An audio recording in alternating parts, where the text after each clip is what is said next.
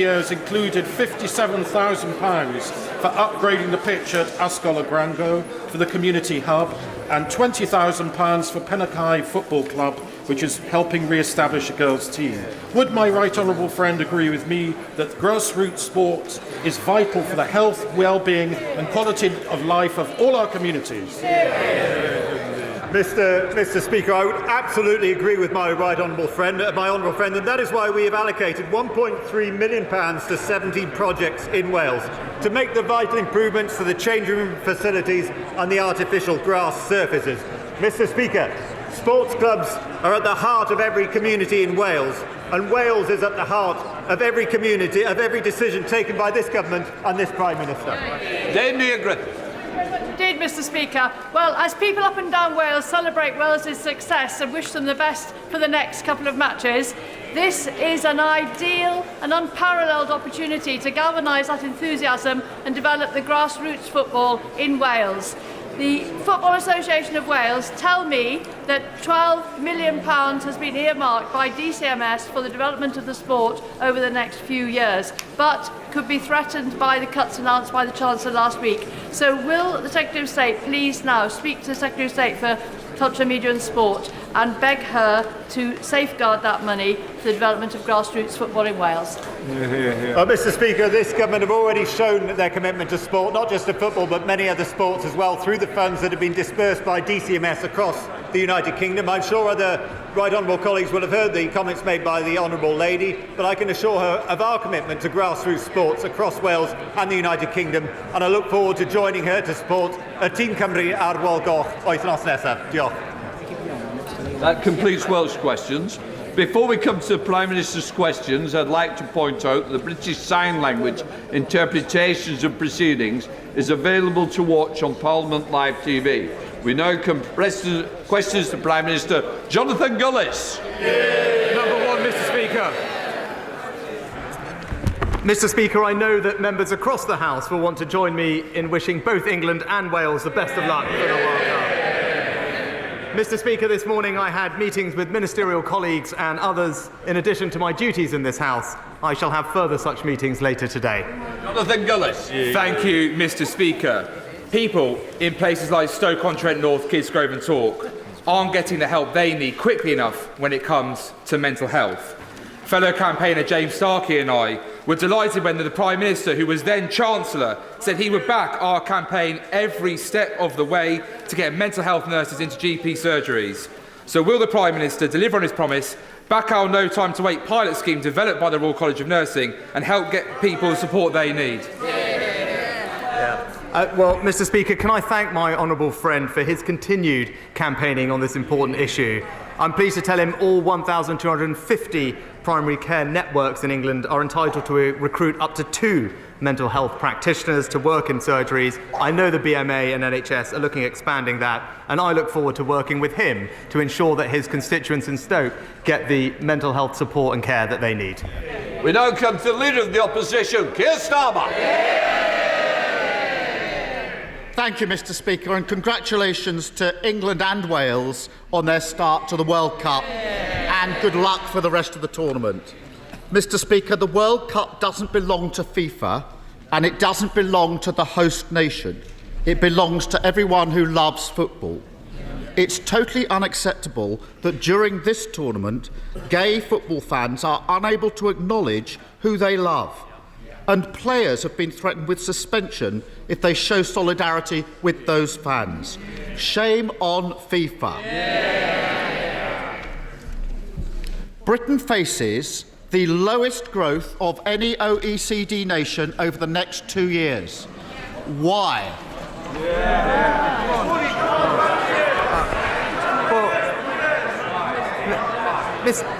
Mr. Speaker, this country has experienced since 2010 the third highest growth in the G7. This year, the fastest growth in the G7, and unemployment at a multi-decade low. We're getting on to deliver more growth, Mr. Speaker. We're delivering free ports. We're investing in apprenticeships. We're protecting R&D. And if the Labour Party is serious about actually supporting growth, maybe they should get on the phone with their union paymasters and tell them to call off the strike. Mr. Speaker, Order. We want to get through Prime Minister's questions, and you're not helping me. Keir Starmer.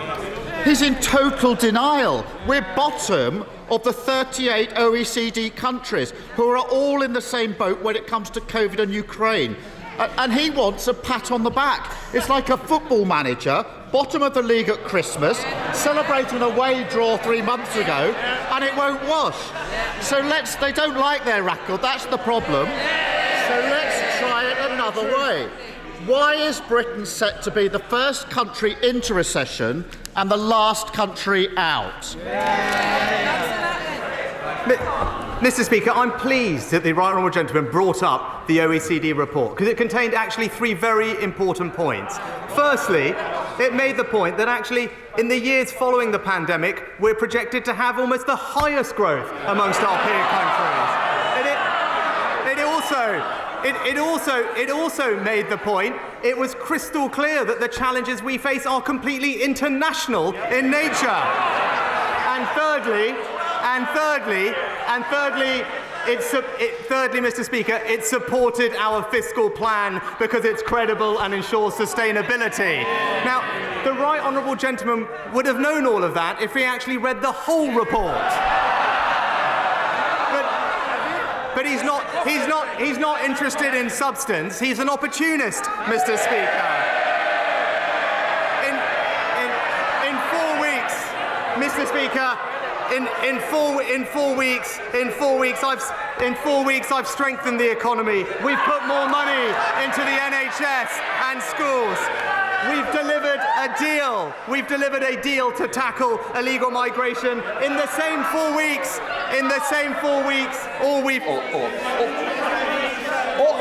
Prime Minister, when I stand, you've got to sit down. But can I just say to you, you came to me quite rightly and said to me, we want to get through Prime Minister's questions. I'm going to give short answers. Please stick to what you have. Mr. Speaker, there's only one party that's crashed the economy and they're sitting there. And I noticed this, Mr. Speaker. I noticed this. He won't say why Britain is set to be the first into a recession and the last out. So I will. 12 years of Tory failure, followed by 12 weeks of Tory chaos. For a decade, they've let our economy drift aimlessly before suddenly cutting the parachute ropes and slamming it to the ground. And because of the changes he's made, a typical household will end up with tax increases of £1,400. They don't want to hear about these tax increases of £1,400. Contrast that to a super wealthy non-dom living here but holding their income overseas. How much more... Order. Mr. Young, I don't need any more. I don't need shouting, don't need pointing. You're meant to be a good example when you sit on this front bench. Because you're the second, don't spoil what you're meant to do. Mr. Speaker, I don't think they want to hear this. Because of the changes he's made, a typical household will end up paying tax increases of £1,400. Contrast that to a super wealthy non-dom living here but holding their income overseas. How much more has he asked them to pay? Just order. As I said to the Prime Minister, I said to the Leader of the Opposition, I'm going to get through this list. I need you both to help me and think of other members. Come on. Well, Mr. Speaker, Labour had 13 years to address this issue and did nothing. It was the Conservative government that took action and tightened the rules. But the problem with his idea is that it would end up costing Britain money. Not my words, the words of the former Labour Shadow Chancellor. But rather than peddling fairy tales and gesture politics, let's actually tell him what we're doing to deliver for this country. A record increase in the national living wage, protecting millions from energy bills, protecting the pensioners' triple lock. That's what we're doing for this country. Mr. Speaker, if they'd grown the economy at the same rate as the last Labour government, we'd have tens of billions of pounds more to spend on that. And Mr. Mr. Speaker, it wasn't a trick question. The answer is he's not asked non-doms to pay a penny more. Every year, he talks about the money. Every year, that's £3.6 billion thrown away because he won't make them pay their taxes here. How many extra doctors could Britain afford with that money?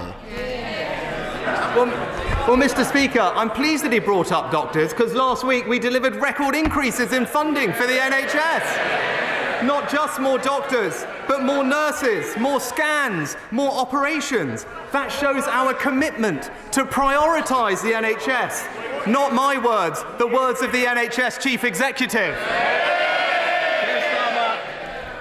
Scrapping the non-dom status would allow us to train 15,000 doctors every year. That's what Labour would do. And we can carry on handing out tax breaks to the super rich. Or we can live in a society where people don't have to go private to get a doctor's appointment. It's that simple. He also hands Shell 90p for every £1 they spend drilling. So they haven't paid a penny in windfall tax. Mr. Speaker, you may have seen this week that somebody shredded £10,000 in protest at those propping up an oil and gas giant.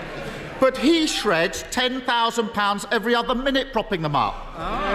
Which does he think is the more absurd? Mr. Speaker, this is the government that has actually put in place an economic plan that will deliver confidence and stability to our economy. And all I've heard from the Honourable Gentleman today, there's no answers, there's no substance, because there's no plan, Mr. Speaker. He talks about the NHS, we're delivering record funding for the NHS, but we can only do that on the foundations of a strong economy. You can't deliver for the NHS unless you have a plan for the economy, and he doesn't have either, Mr. Speaker. Mr. Speaker, every time he opens his mouth, another powerful business voice says he hasn't got a plan on growth. The failure of the last 12 years and the chaos of the last 12 weeks are compounded by the decisions he's taking now. He won't follow Labour's plan to scrap non-dom status. Instead, we've got an NHS staffing crisis. He won't follow Labour's plan to make oil and gas giants pay their fair share. Instead, he hammers working people. And he won't push through planning reform. Instead, he kills off the dream of home ownership. Too weak to take on his party, too weak to take on vested interest. 12 long years of Tory government, 5 Prime Ministers, 7 Chancellors. Why do they always clobber working people?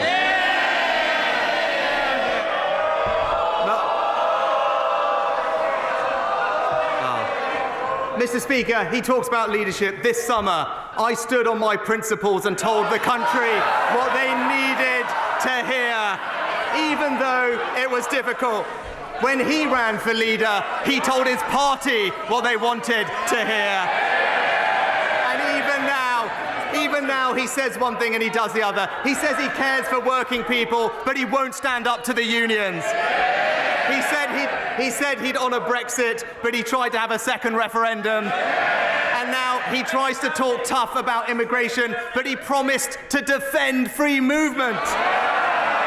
You can trust him to deliver for his party. You can trust me to deliver for the country.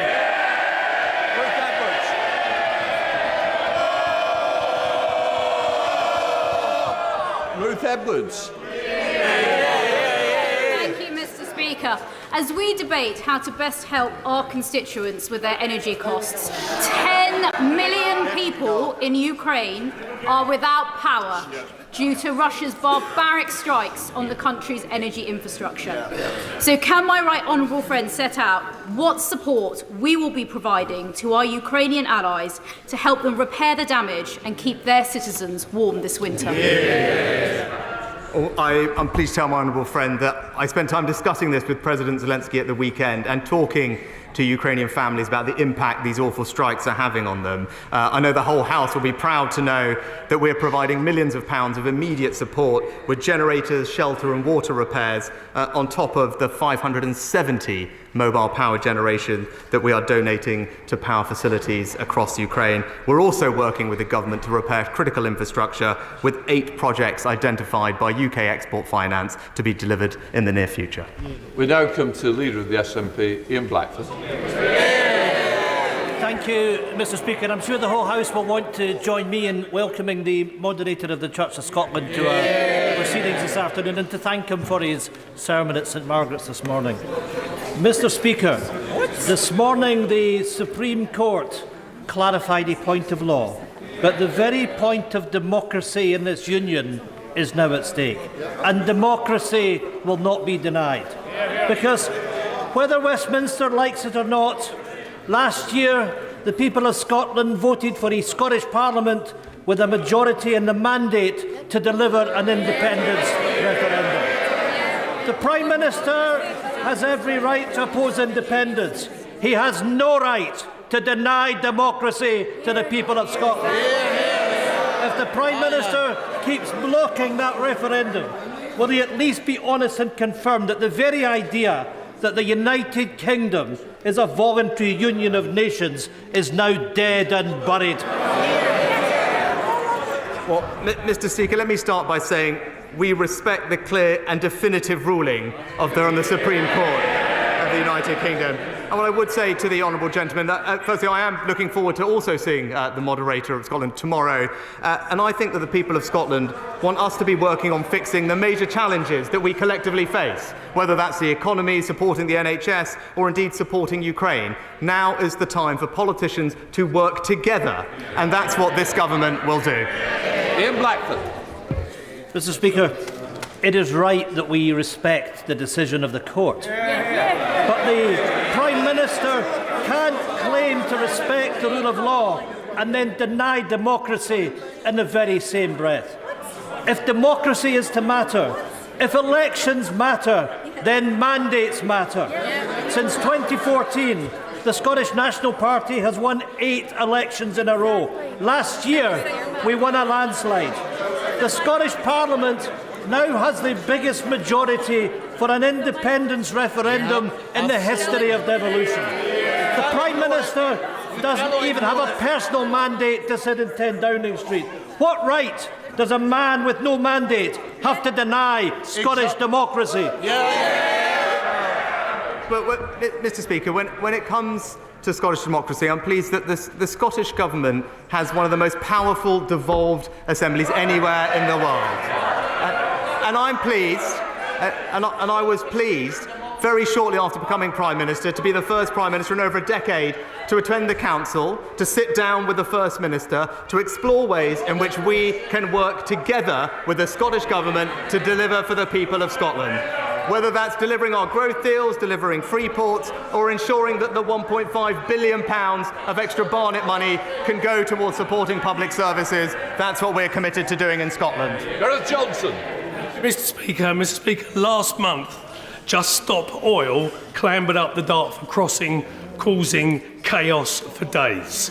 They then attacked artworks, the M25, and anything else to cause misery and mayhem. These people are not protesters, they are criminals. Will the Prime Minister therefore consider making Just Stop Oil a prescribed organisation so that they can be treated as the criminal organisation they actually are? Mr. Speaker, the kind of demonstrations we've seen recently disrupt people's daily lives. They cause mass misery for the public and they put people in danger. The police have our full support in their efforts to minimise this disruption and tackle reckless and illegal activity. The Public Order Bill will give them the powers they need, and I look forward to seeing the support that bill receives from every part of this House. Ed Davey. Mr. Speaker, one of my constituents, Vanessa, has contacted me in floods of tears. Her mortgage payments have risen by £500 a month. She and her husband were already struggling with high energy bills and high food bills. Now, like 1 in 4 across the country, they fear losing their home. We are out of options and heartbroken, says Vanessa. So will the Prime Minister introduce a new mortgage protection fund paid for by reversing his tax cuts to the banks? Will he help Vanessa keep her home? Mr. Speaker, I'm deeply sorry to hear about Vanessa's circumstances, and I want her to know that the plan that the Chancellor announced last week will help families like hers up and down the country, because it's the right plan to tackle inflation, to limit the increase in mortgage rates and ensure confidence in our economy. There is specific help that the Chancellor announced, offering low-interest loans to those owners on benefits to cover interest on mortgages of up to $250,000. The Chancellor is also meeting with mortgage lenders in the coming weeks, and we will continue to do all we can to support those homeowners who are struggling with their payments. Greg Tracy. Thank you, Mr. Speaker. I recently took part in the Pitching In campaign, which promotes grassroots sports and also celebrates the volunteers who make it possible every week. So would the Prime Minister join me in thanking those volunteers for the incredible work they do? And also, with top-flight football taking a bit of a break at the moment because of the World Cup, would he join me in reminding people that it's the perfect opportunity to go out and support their local non-league football teams who are incredibly welcoming, and including in that, of course, Atherstone Town Community Football Club, Bedworth United and Coleshill Town in my constituency. Well, I'm happy to join my honourable friend in praising all his local teams, and he makes an excellent point, actually, that volunteers have a vital role to play in community sport and actually the delivery of major events, and I join him in thanking them for everything that they do. Sport accounts for over half, Mr. Speaker, of volunteering in the UK, and every one volunteer generates a capacity for at least 8 more people to participate in sport, and I know the whole House will join me in praising their efforts. Alan Dorrance. Thank you, Mr. Speaker. Good afternoon. Mr. Speaker, since 2014, the SNP have won 8 elections, and we now have more councillors, members of the Scottish Parliament, and more MPs in this place than any other Scottish political party. Every one of those elected members were elected on a manifesto and clear mandate for Scottish independence. Mr. Speaker, what democratic right does this government have to deny Scottish democracy, refuse an independence referendum, and to keep us shackled and imprisoned in this involuntary and unequal union against the will of the Scottish people? Well, Mr. Speaker, again, we respect the decision of the court today with regard to the referendum, and we're getting on with the business of working constructively, collaboratively, in partnership with the Scottish Government to deliver for his constituents. Indeed, the Ayrshire Growth Deal is investing over £100 million to make use of his region's strong industrial heritage, potentially making more use of renewable energy. That's the kind of positive project we should be focused on, and that's what we'll keep on delivering. John Penrose. Mr. Speaker, the Prime Minister has rightly promised to recruit a successor to Lord Geit as his ethics advisor promptly. But would he accept that threats to integrity are often broader than the job description of the Prime Minister's advisor on the Ministerial Code? And will he therefore commit to introduce the additional measures in the new 5-point integrity plan on topics like lobbying and conflicts of interest, developed with organisations like Transparency International and Spotlight on Corruption, to show he will walk the talk and put party integrity and government integrity at the heart of our democracy? Well, I thank my honourable friend for his comprehensive and thoughtful suggestions. As he acknowledged, he knows that I've committed to appointing an independent advisor on ministerial interests, and I very much look forward to studying his other proposals in proper time. Chris Law. Mr. Speaker, just 3 months ago, this appointed interim Prime Minister said in Scotland, and I quote, "We live in a union, which is of course there by consent and by democracy." And added, "I accept that." Well, Mr. Speaker, by their consent and by democracy, the Scottish people have already voted by a clear majority in the Scottish Parliament to have their say through a referendum on the independent future for Scotland. So it begs the ultimate question, Mr. Speaker. Can this Prime Minister tell us if he accepts Scottish democracy? And if so, how that's compatible with today's Supreme Court ruling that clearly exposes the myth that the UK is a voluntary union and is upheld by consent? Mr. Speaker, at a time like this, the Scottish people want to see their governments working together on the things that matter to them, and I believe that that is possible. And actually, he should know this, Mr. Speaker. In his own constituency, we've been able to support culture and tourism, working together to bring the V&A to Dundee. That's an example of a positive project. It demonstrates the benefits of the union, and that's what we'll keep on delivering. Sir Paul Beresford. Thank you, Mr. Speaker. My right honourable friend will be aware that the government provides a slim financial support across 5 firms for small modular reactors. A few other countries have woken up and are seriously investing in SMRs. As Sizewell will not be running until 2031 at the earliest, should we not be doing the same? No, my honourable friend actually makes an excellent point, and hopefully he was heartened to hear what the Chancellor said last week, that we want to crack on with our overall nuclear programme. And I think he's right to acknowledge that small and advanced nuclear reactors have the potential to play a key role in that nuclear programme alongside projects like Hinkley and Sizewell. That's why we've allocated £385 million to support them, and like him, I'm keen to see progress as soon as possible. Dr. Philippa Whitford. Thank you very much, Mr. Speaker. During the 2014 referendum, we were told that Scotland was an equal partner in a family of nations. Yet the disaster that is Brexit was forced on Scotland against our will, and we see devolution wound back by legislation such as the Internal Market Act. So if the Prime Minister still claims the UK is a voluntary union, can he explain the democratic route by which the people of Scotland get to make a choice over their own future? Well, Mr. Speaker, the UK is a collaborative and constructive union that is delivering for the people of Scotland. Even in Ayrshire itself, where we're working collaboratively with the Scottish Government to invest in aerospace, advanced manufacturing and space. Those are the types of activities that will bring tangible benefit to the people in her region, and that's the right focus for the Government. Angela Adams. Thank you, Mr. Speaker.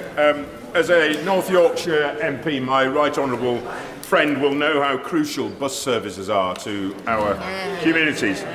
Last month, Arriva stopped the only bus between Selby and Doncaster, meaning that 40 Selby College students had to find, at very short notice, alternative transport to get to college. Thankfully, the college itself stepped in to resolve the situation. Additionally, across North Yorkshire, around 80 other bus services are now under threat. Can he advise what action he will take to ensure that essential services are not withdrawn at short notice, and ensure that these are continued to be operated across Selby District and wider North Yorkshire? My right honourable friend is absolutely right, and he knows that I share exactly the same challenges that he faced in our rural areas of making sure that our constituents have access to the bus services they need. I'm pleased that the Chancellor's allocated funding for extra bus services across the country, and I look forward to working with him to ensure that that money finds its way to rural areas like North Yorkshire to provide the connectivity that's so important for people to have opportunity and get access to public services. Olivia Blake.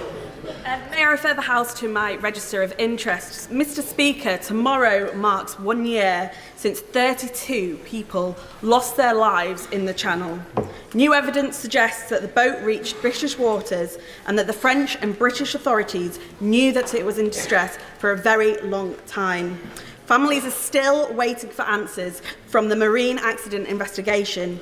Why has this investigation taken so long? Will he commit to a full public inquiry afterwards? And does he concede that this would not have happened if there were safe and legal routes into the UK?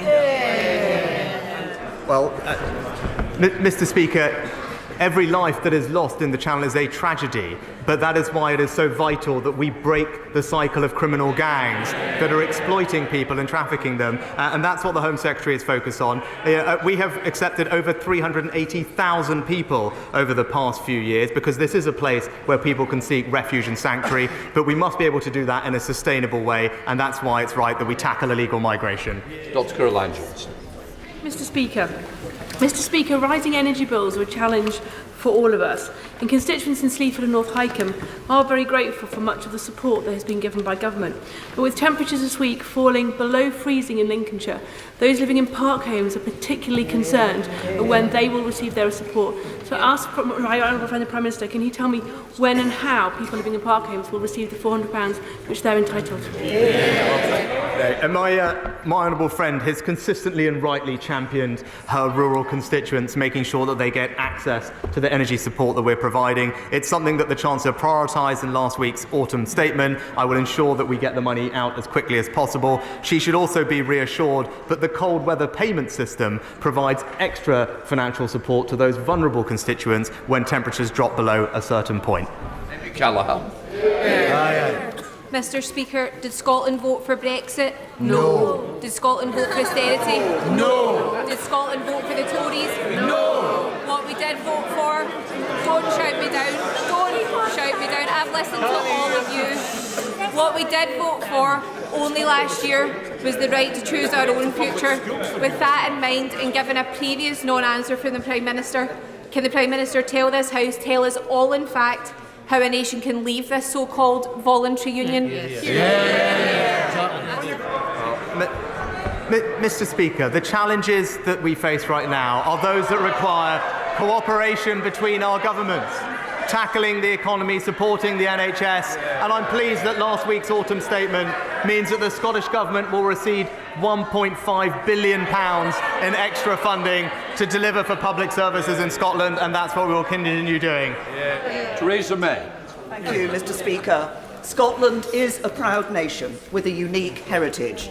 It is a valued member of our family of nations, a union of people bound through the generations by shared interests. Does my right honourable friend agree with me that this morning's Supreme Court decision gives the Scottish nationalists, the SNP, the opportunity for once to put the people of Scotland first?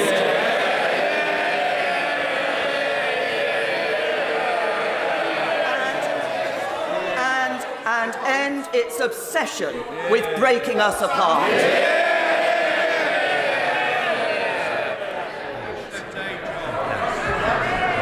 I think that my right honourable friend put it very well, Mr Speaker. Angus Brendan McNeill. Thank you, Mr Speaker. The Prime Minister won't answer, but it's obvious that the route to Scottish independence is now elections, and we know, Prime Minister, there's going to be many of them. Now, Mr Speaker, inequality cost, and in France, the middle earners earn 20% more than in the UK, and low earners earn 25% more. This inequality is why the cost of energy and the cost of living hits people worse in the UK, and it's why I'm for independence, incidentally, to choose a better path. But meantime, in my constituency, there are both more off-grid fuel customers and a higher rate of fuel poverty than in Northern Ireland. So will the PM do the right thing and extend the £200 payment that's going to Northern Ireland to the off-grid customers in my geographically distinct constituency, the Hebrides, on the basis of fairness? Yes or no?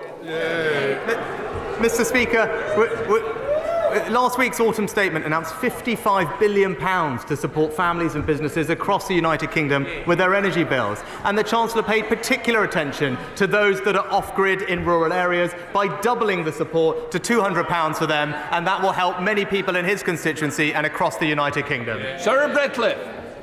Speaker, I'm sure we'll both be celebrating this weekend what we consider to be one of the best days of the year, and that is Lancashire Day. For hosting the event in Parliament. So will the Prime Minister, though he represents a Yorkshire constituency, join me in welcoming our Lancastrian local leaders and businesses to Parliament today, and join us in supporting our proud history and bright future by levelling up what we consider to be the best county? May I offer my best wishes to my honourable friend, and indeed to you, Mr Speaker, for Lancashire Day. And I can put local rivalry aside on this occasion to join her in thanking Lancastrians for their contribution to our country and to wish her the very best for today's event. Kirsten Oswald. Mr Speaker, what we've heard from the Prime Minister today is, in essence, that no matter how Scotland votes, Westminster will decide. Yep. But democracy demands differently to that. Mr Speaker, the late Canon Kenyon Wright said, What if that other voice we know so well says, we say no and we are the state? Well, we say yes and we are the people. And it is the people in Scotland who have to be heard. This place can't stand in the way of democracy. And if this Prime Minister with no mandate thinks it can, is he seriously telling us that this is a voluntary union of equals? Well, Mr. Speaker, we are focused not on the SNP, but on the people of Scotland. That's who we're delivering for. I'm happy to meet with the First Minister, as I continue to do, to deliver for them, whether it's in her own constituency with a growth deal, whether it's moving civil service jobs to Scotland, whether it's delivering free ports or indeed the extra funding for public services. This is a government that will deliver for the people of Scotland, and we will do it constructively and collaboratively. Order, order. I would now like to make a statement. On the 20th of October, the Culture, Media, Sport Committee published a special report on answers given to it by the Right Honourable Member for Mid-Bedfordshire when she was the Secretary of State for DCMS. The Honourable Member for Ochil, South and Perthshire subsequently wrote to me asking for precedence for a complaint of a breach of privilege, as was his right. I declined to do so since the bar for such a complaint is high. The House should only take action when essential in order to provide reasonable protection for the House, its members or its officers from improper obstruction. I note the committee itself, of which the Honourable Gentleman is a member, has said, had Miss Doris remained the Secretary of State, driving policy of selling the channel, we may have sought referral to the Privilege Committee. But as her claims have not been inhibited the work of the committee and she is no longer has a position of power over the future of Channel 4, we are instead publishing this report to enable the House and its members to draw its own conclusion. So I consider it appropriate to respect the committee's assessment of the situation. Correspondence on matters of privilege is private. Indeed, had to grow to great lengths to ensure that members can write to me in confidence on any matter, knowing their communication will remain private. Expect the same courtesy in my replies. The Honourable Member has seen fit to give a partial and biased account of my letter on Twitter, and I await his apology. I gave the Honourable Member notice that I will be raising this matter at this time. But I do stress, it is not the way we should be doing business in this House.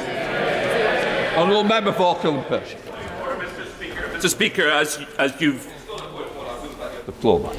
Mr. Speaker, as you've just explained, the Commons Culture Committee, in which I sit, published a unanimous cross-party report about the testimony of the Right Honourable Member and the testimony she gave to the committee, and there are now considerable public interest in what should happen next. I want to put on record, Mr. Speaker, that I deplore social media pylons against you or indeed anyone else. I've been on the receiving end of them and they are exceedingly unpleasant. But could I ask for guidance on what I and other members should tell their constituents about integrity in politics in this context? If someone misleads a committee, what should happen next? Can I just say, integrity is that, first of all, printing the letter, but only half the letter, is not integrity. In fact, far from it. It misled the people of this country. It certainly put me in bad light with the people of this country, and I don't expect that to happen in an impartial speaker. So if that was an apology, I don't think it was very good. David Davis. Mr. Speaker, in following on from that, honourable members of this House have certain strict duties on them. First, there is a duty of upholding the institutions of this House. Clearly, in breaching the confidentiality of the Speaker's private correspondence, the member for Ochil and South Perthshire has knowingly broken that rule. And frankly, for that, if that was an apology, that was not sufficient for that alone. But But we also have a duty to tell the truth. Now, in his public pronouncements, he implicitly criticised you, Mr. Speaker, for not referring the DCMS Secretary of State to the Privileges Committee. But you were simply following the convention of agreeing with the DCMS Select Committee, of which he is a member. And when they decided not to refer, there was no minority report from him. There was not even a vote against from him. It was a unanimous vote. So what he was trying to do, Mr. Speaker, was to blame you by his partial release of his letter, and he was leading the public to believe that somehow you made this decision against the wishes of the committee. The rules of this House do not allow me to assert whether I view the misleading of the public as deliberate. So the House can make its own judgment on that. But this miserable half apology was completely inadequate for the breach of this measure. I'm going to leave it there for today, and I hope them will reconsider the way he's put his own part. Now I come to the urgent question. I'm going to let members leave before I close.